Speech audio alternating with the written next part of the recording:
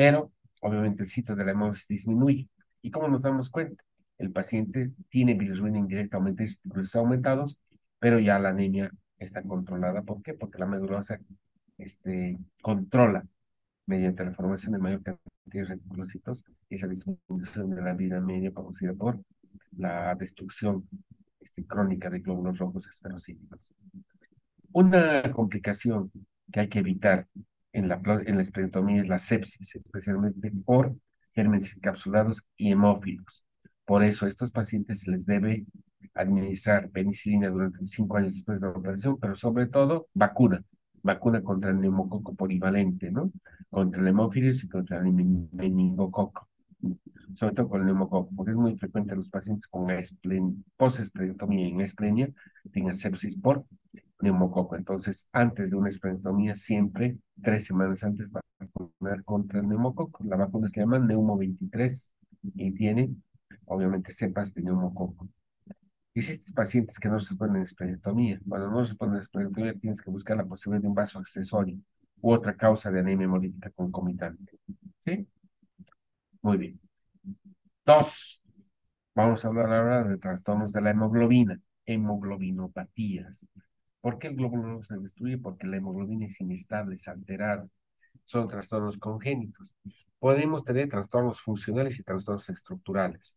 Y las hemoglobinopatías alteran la forma del glóbulo rojo. Podemos ver, por ejemplo, los glóbulos alargados como si fuesen renacuajos o mohosas. Esta es una anemia drepanocítica o anemia de células falciformes. O podemos ver glóbulos rojos hipocrómicas microcíticos que tienen esta forma, dianocitos, es decir, glóbulos rojos en forma de blanco de tiro.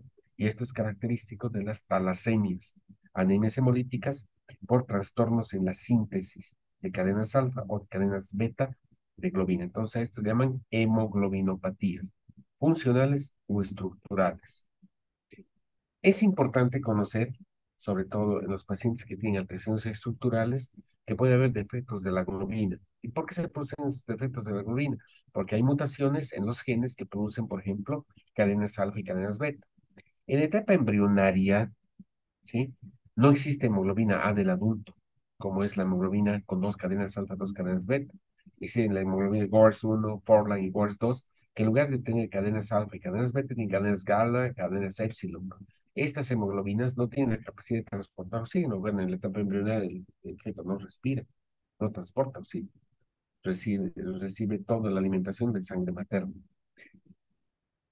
En la etapa fetal hay dos cadenas gamma y dos cadenas alfa. Las dos cadenas alfa y dos cadenas gamma, esta gamma que reemplaza las cadenas beta, es característica de la hemoglobina fetal. Finalmente, en el adulto, ¿sí? En el cromosoma 12 se codifican las cadenas alfa y beta de globina. Estas son las hemoglobinas normales presentes en todos nosotros. En el 98% de los pacientes existen dos cadenas alfa y dos cadenas beta. Y a eso se llama hemoglobina A1, hemoglobina A del adulto. Todos nosotros, el 98% de la hemoglobina del glóbulo rojo es hemoglobina A1. En un 2 a 3,5%, nuestra hemoglobina es hemoglobina A2, dos cadenas alfa y dos cadenas delta. Y menos del 1% es hemoglobina fetal. ¿Qué pasaría si aumentan estas hemoglobinas? Si hubiese persistencia de hemoglobina fetal. Porque desde el nacimiento la hemoglobina va cambiando y la síntesis a nivel del eritroblasto, en lugar de producir dos cadenas alfa y dos cadenas gamma, ya produce dos cadenas alfa y dos cadenas beta. Habría persistencia de hemoglobina fetal, y hemoglobina fetal es una hemoglobina inestable que produce una hemoglobinopatía y produce hemólisis. Las hemoglobinopatías, por lo tanto, pueden ser cuantitativas y cuantitativas. Las cualitativas son defectos en la función y desde el punto de vista de nomenclatura son muchísimas y son alteraciones funcionales de la hemoglobina. Tenemos en lugar de hemoglobina A del adulto, hemoglobina S, hemoglobina C, hemoglobina D, hemoglobina E, pero pueden ser cuantitativos por alteraciones en la estructura. Ellos se llaman talasemias, pueden ser talasemias alfa y talasemias beta. Y tenemos también a las porfirias. ¿Sí? Desde el punto de vista fisiopatológico, las hemoglobinopatías pueden ser agregantes, inestables, metahemoglobinopatías y alteraciones de la afinidad por el oxígeno. Las hemoglobinopatías agregantes, existe una disminución en la solubilidad y eso hace que la hemoglobina se polimerice. En lugar de estar en esa fase cuaternaria en forma de ovillo, se producen estructuras lineales. Ejemplo, hemoglobinopatía S o anemia de células falciformes. O cristalizan, se cristaliza la hemoglobina y hace que el glóbulo rojo sea muy inestable, en forma de cristal, hemoglobinopatía S, y deforman al glóbulo rojo y es fácilmente fagocitado por el sistema circulatorio. O puede haber hemoglobinopatías inestables con disminución en la solubilidad y precipitan formando cuerpos de Heinz. La hemoglobina precipita y eso hace que el glóbulo rojo sea muy inestable. O puede haber trastornos en la reducción del hierro.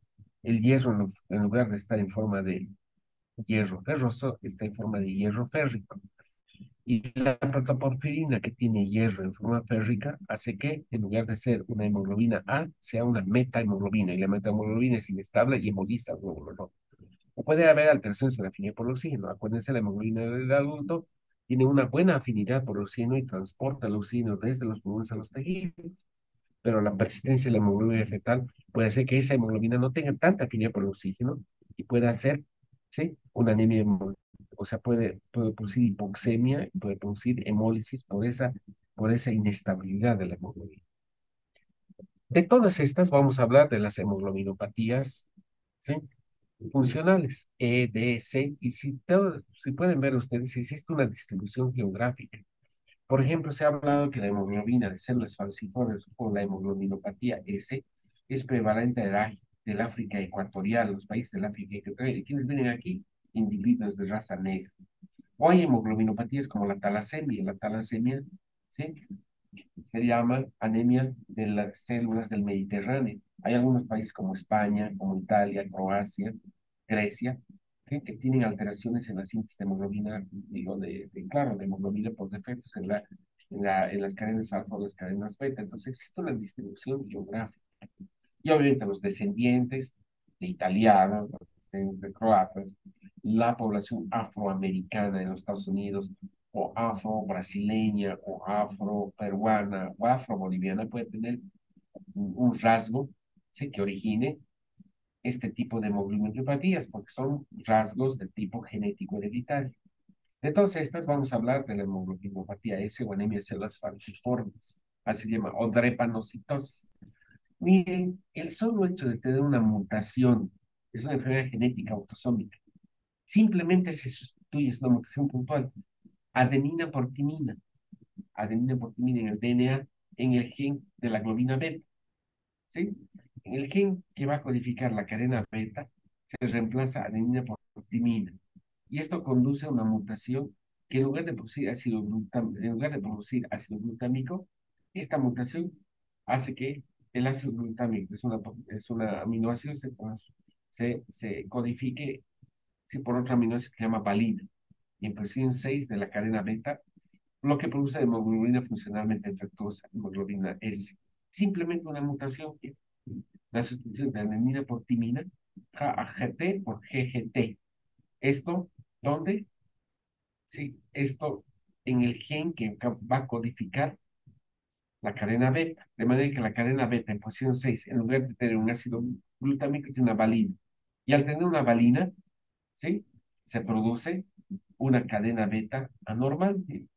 La cadena beta sigue siendo normal desde el punto de vista estructural, pero funcionalmente el solo hecho que se reemplace un ácido glutámico por una valina hace que después, cuando el glóbulo rojo se someta a una situación de estrés, se produzca una polimerización, porque en lugar de producirse glutámico, ácido glutámico, se produce valina.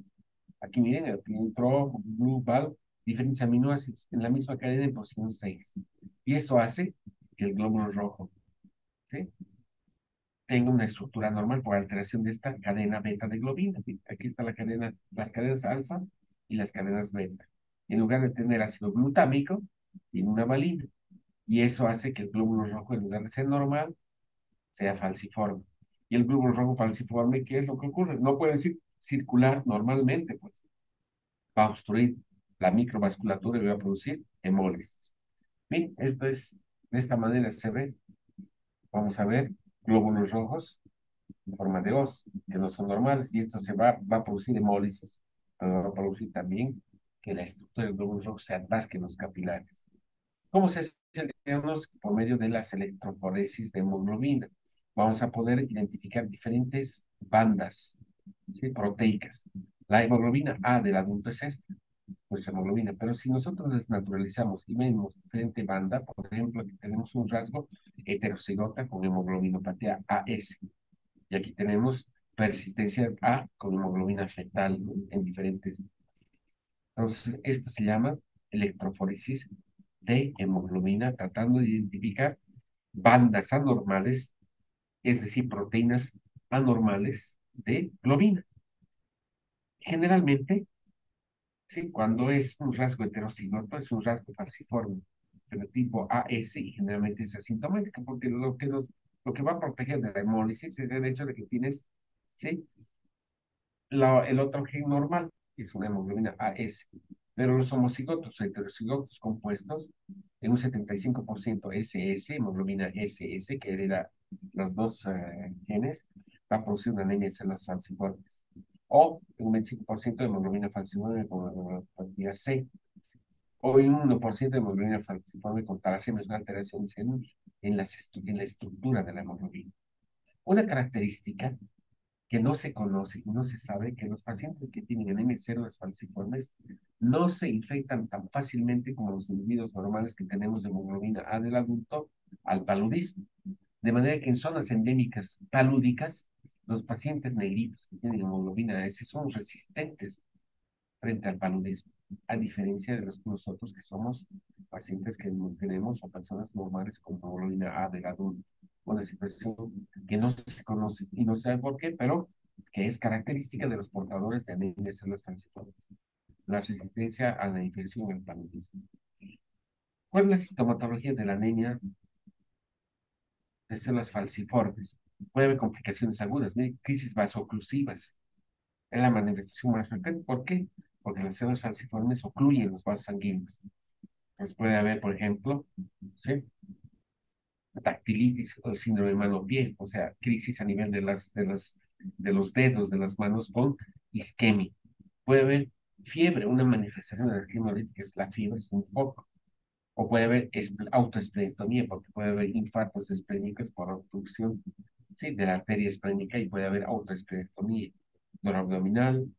Una de las causas del dolor abdominal o síndrome abdominal agudo médico es la crisis de hemolítica por células falciformes. Puede haber accidentes cerebrovasculares, síndrome torácico agudo, inclusive un infarto de miocardio debido a esto, de una obstrucción. Puede haber complicaciones crónicas, cardiovasculares, defectos en el crecimiento, por retardo del crecimiento, por isquemia. Puede haber complicaciones crónicas osteoarticulares por una hiperplasia medulosa que produce un defecto osteoarticular. Puede haber complicaciones biliares, pulmonares, hipertensión pulmonar, lesiones proliferativas no proliferativas a nivel de la retina por obstrucción, trastornos renales con insuficiencia renal aguda, por ejemplo, obstrucción de las arteriolas. ¿Sí? Entonces, estas son las complicaciones. ¿Cuál es el tratamiento? No hay un tratamiento como tal. Lo que hay que hacer es evitar las crisis hemolíticas. Se ha visto que en algunas ocasiones la persistencia de hemoglobina fetal podría retardar o retrasar, ¿no? Las crisis hemolíticas de células falciformes. Y hay un medicamento que se llama hidroxiurea. La hidroxiurea que se utiliza en los pacientes que tienen leucemia mieloide crónica y síndromes mieloprolíferos crónicos, se han visto que incrementa los niveles de hemoglobina fetal. Y el tener mayores niveles de hemoglobina fetal retardaría en estos pacientes que tienen crisis de anemia de células falciformes el hecho de tener anemia hemolítica o crisis hemolíticas. Vamos a hablar de las talasemias. Talasemia significa sangre marina. Talasemia viene del griego mar y sangre. Tal es mar y emia, sangre. Sangre marina. El término hace referencia al mar Mediterráneo. Les había dicho que generalmente las talasemias se presentan en descendientes de individuos que están viviendo en el Mediterráneo. No todos, obviamente, sino los que tienen mutaciones en los genes que van a codificar la síntesis de cadenas alfa o beta. Por lo tanto, hay dos tipos de talasemia: alfa talasemia y beta talasemia. Los pacientes con alfa talasemia son personas de ascendencia africana o mediterránea o sudeste asiático. Los pacientes que tienen beta talasemia pueden ser pacientes para personas de ascendencia mediterránea, Oriente Medio, sudeste de Asia o India. Obviamente en Bolivia En Bolivia no existe tanta, hay mucho mestizaje y la ascendencia, por ejemplo, africana es poca. Mediterránea, bueno, si bien hay algunos descendientes de italianos y croatas, hay mucho mestizaje, entonces se va perdiendo por el mestizaje la presencia, o sea, la presencia de genes mutados que originan alfa y beta talasemia. Pero en algunas ocasiones podemos ver estas situaciones que producen una anemia hemolítica estructural por defectos de la síntesis de cadenas alfa o beta. ¿Cuáles son los signos y síntomas? Anemia, obviamente, hemólisis, splenomegalia, hiperplasia medulosa, tratar de comenzar la hemólisis, sobrecarga de hierro por transfusiones. Todo esto obviamente se presenta desde el nacimiento, por eso tenemos que hacer el diagnóstico diferencial. ¿En quiénes? En todo niño recién nacido que tiene anemia hipocrónica microcítica con niveles de ferritina elevado y que tenga en sangre periférica esa alteración morfológica con presencia de células en blanco. ¿Sí? Miren, estas son las enfermedades asociadas a talasemia. Va desde el rasgo portador, una talasemia leve totalmente asintomática, porque tú heredas solamente un defecto de globina. Entonces, a eso se llama rasgo talasémico. Hasta la talasemia mayor, que es incompatible con la vida, porque están mutados todos los genes que producen las dos cadenas B, las dos cadenas alfa. No hay cadenas alfa y se produce hidropesía fetal incompatible con la vida porque se produce una hemólisis intrauterina. La beta-talasemia menor, lo mismo, es una beta-talasemia donde solamente existe mutación en una de las cadenas globina, puede ser asintomática. Pero cuando es como cigota, se hereda, ¿sí?, la ausencia de la síntesis de las dos cadenas beta. Y eso se llama beta-talasemia mayor o anemia de Cooley. ¿Cuál es el tratamiento? El trasplante de médula ósea, o bien, si es una talasemia menor y asintomática, con algunas veces con presencia de crisis hemolíticas, transfusiones sanguíneas y tanta transfusión me produce sobrecarga de hierro, entonces que el antes de hierro, de transaminas, de ferroxilosa, con que el antes. Entonces, ¿cuáles son los signos y síntomas? Hemos dicho lo mismo. Anemia. Anemia normocítica, normotrómica, aumento de reticulocitos. Miren, la anemia, talasemia alfa generalmente es benigna. La talasemia beta, pues es menor y mayor. Cuando es menor, anemia moderada. Cuando es mayor, los primeros meses de vida, anemia hemolítica, con splenomegalia. Puede haber alteraciones del cráneo, sobrecrecimiento de reacción maxilar con fases mongoloides. ¿Eso debido a qué? Debido a que existe, ¿sí?, gran cantidad o sea, una hiperplasia eritroblástica a nivel de la médula ósea. Ustedes se acuerdan que hemos dicho que la mayor cantidad de médula ósea se encuentra en los huesos planos, en los huesos del cráneo. Entonces se produce un cráneo en cepillo. ¿Por qué? Porque todo esto indica proliferación eritroblástica a nivel de la médula ósea en el sitio esponjoso de los huesos planos del cráneo. Una característica, miren, es la presencia de hipocromía en microcitosis con células en blanco de tiro y glóbulos rojos nucleares que se llaman eritroblastos. Y obviamente ictericia y con este crecimiento del maxilar es una característica de la talasemia. Finalmente, vamos a hablar de los defectos de las enzimas. El tercer gran grupo de anemias hemolíticas hereditarias. Las enzimas eritrocitarias pueden ser enzimas de la vía glucolítica, enzimas de las vías de la pentosa y enzimas del metabolismo de los nucleótidos. Miren, los glóbulos rojos tienen todas estas enzimas que pueden estar deficientes por un defecto congénito. Entonces puede haber una crisis hemolítica por defecto en la formación de energía, por deficiencia de piruvato, quinasa, exocinasa, fosfo, o aldolasa. Ustedes que han llevado glucólisis aeróbica van a ver que el defecto de estas enzimas origina hemólisis. O puede haber un defecto en las enzimas de la vía de las pentosas que protegen al glóbulo rojo del estrés oxidativo. Y la principal anemia hemolítica en forma de crisis hemolítica es el defecto congénito de glucosa 6-fosfato deshidrogenasa o glutatión sintetasa. De todas estas, la más frecuente es la deficiencia de glucosa 6-fosfato deshidrogenasa, que es una deficiencia ligada al cromosoma X, la mamá, igual que la hemofilia. La mamá transmite un defecto. Y cuando hay un defecto, ¿sí?, de glucosa 6-fosfato deshidrogenasa, cualquier situación que induce, por ejemplo, este estrés oxidativo, por ejemplo, medicamentos como los nitritos, agua tónica, muchos que los que toman gin mezclan con agua tónica, los blueberries o también las habas, el vino rojo o las habas pueden originar un estrés oxidativo, porque nosotros nos tomamos fácilmente nuestro gin con agua tónica o comemos nuestros blueberries, nuestros arándanos o tomamos vino o comemos mote de habas y no nos produce molestias porque tenemos glucosa sin sulfato de isomerasa. Pero hay algunos individuos donde se presenta crisis hemolítica. Y siempre sospechemos esta situación cuando hay un paciente que tiene crisis hemolítica, CUMS negativo, no tiene membranopatías, no tiene enzimopatías y tiene una historia familiar y tiene alguna familia que también tiene crisis hemolíticas y relacionadas con el consumo de algunos medicamentos o el fabismo, ¿no? O habas. La biciafaba tiene una sustancia que se llama vicina y convicina, que liberan sus aglucones, así se llaman, vicina y convicina, que producen estrés oxidativo. Cuando hay deficiencia de glucosa fosfato desoxigenasa, resulta que la medicina y medicina evitan la síntesis de nicotina bin, adenina, dinucleótido fosfato en el interior del glóbulo rojo.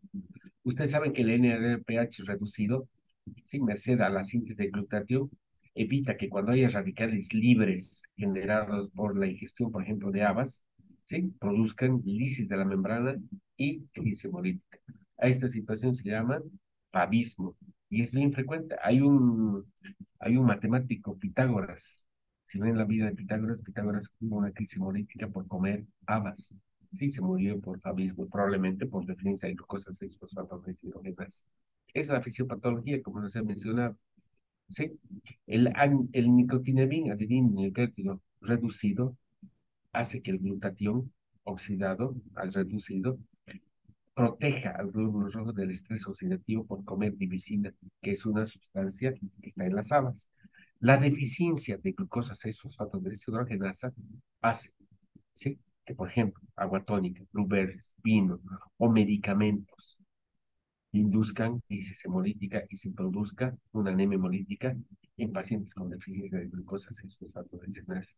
Miren, sulfas, nitrofuranos, infección de habas, cetocidio diabética, fenitoína, todos estos antimaláricos pueden originar crisis hemolítica en pacientes que tienen deficiencia de glucosa 6-fosfato deshidrogenasa. Por lo tanto, en resumen, creo que esto es lo más importante.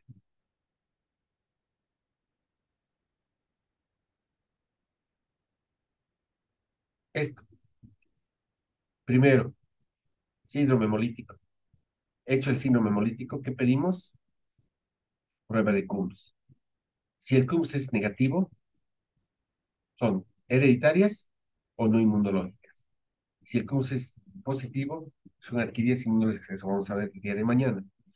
Si es anemia hemolítica hereditaria, entonces, ¿qué cosas debemos pensar? Membranopatías, enzimopatías, hemoglobinopatías. Membranopatías, defectos del citoesqueleto, defectos de la bicapa fosfolipídica o defectos de la permeabilidad. Hemoglobinopatías funcionales y estructurales, alteraciones de la propia hemoglobina, por defectos funcionales, por mutaciones estructurales puntuales, por ejemplo, la hemoglobinopatía S o anemones falciformes, o por defectos estructurales, por defectos en la síntesis de cadenas alfa-beta de globina, a la C. Y enzimopatías, defectos de las enzimas. Si hay defecto en la glucólisis, no hay producción de energía, el glúculo se hemoliza. O defectos de la glucosa 6-fosfato deshidrogenasa que interfiere con el fenómeno de reducción del equilibrio de óxido-reducción y produce más bien un defecto de nicotinamina, adenina, dinucleótido, fosfato reducido, que es digamos, el substrato que evita que el glóbulo rojo, ¿sí? Por formación de estrés oxidativo, radicales libres, se embolice. Y esto por defecto de glucosa 6-fosfato. Muy bien. Parece un trabalenguas todo eso, pero es así nomás la hematología y es así nomás la anemia hemolítica hereditaria. Preguntas. ¿Dónde está la Stephanie? Que es la más curiosa. Preguntas.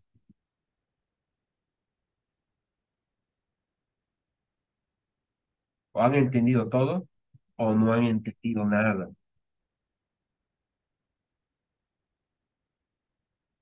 Les voy a preguntar. Va a entrar todo esto en el examen. Preguntas, chicos. ¿Han entendido o no han entendido?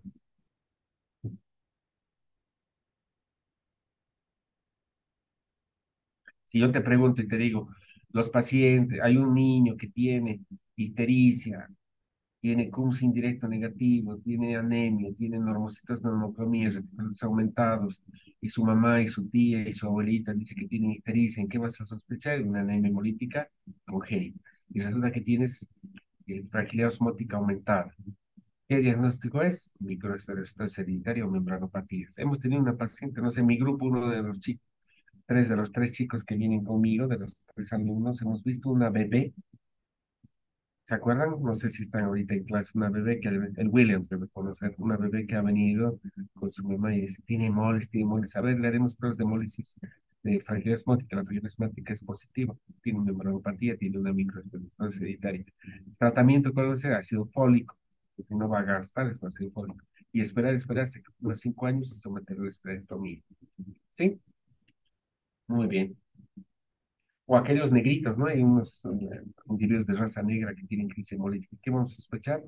O hemoglobinopatía S o hemoglobinopatía C. O los que apellidan croata, tienen ascendencia croata y tienen anemia hemolítica y tienen historia familiar. Talasemias. Buscaremos todo eso. Muy bien, vayan a descansar. Justo una hora de clase, exacto. Mañana vamos a hablar de las anemias hemolíticas adquiridas de tipo inmunológico, así que pónganse a leer.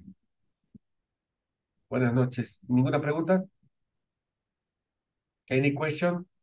Si no he entendido nada.